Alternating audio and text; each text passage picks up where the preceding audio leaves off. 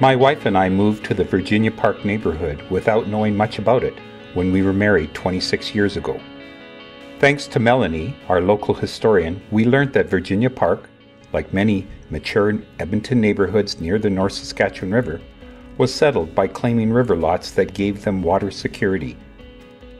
In 1874, James Kirkness, a hardy Scotsman, married Sarah Steinhauer, a hardy Ojibwa woman, and together they settled river lot number 26. The Kirkness family sold almost all of their river lot to the city of Edmonton. I deeply value diversity and inclusiveness, so it made me happy to find out our neighborhood had been started by the combined work of a European settler and an Indigenous woman.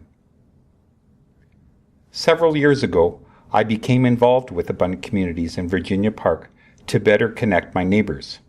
Sometimes I help my block connectors get to know some neighbors on their own block. On one block, we met Tracy, a lovely 25-year-old Cree woman who had just become a welder. I ran into Tracy a few days later and wanted to introduce her to the new neighbor.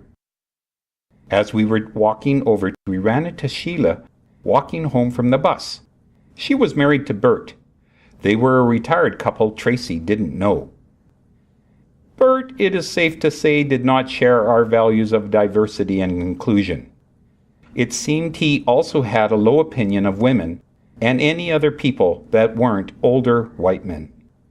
I asked Sheila how she was doing.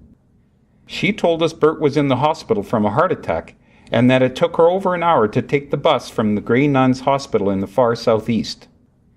She said Bert didn't want her to drive without him because that wasn't safe. Her biggest worry was the grass. Bert was coming home in 2 days and she knew he wanted the lawn mowed. She had no clue how to run their gas mower. Before I could say a thing, Tracy offered to go over to Sheila's to mow her lawn. I just stood there in the middle of the street as Tracy and Sheila walked off together.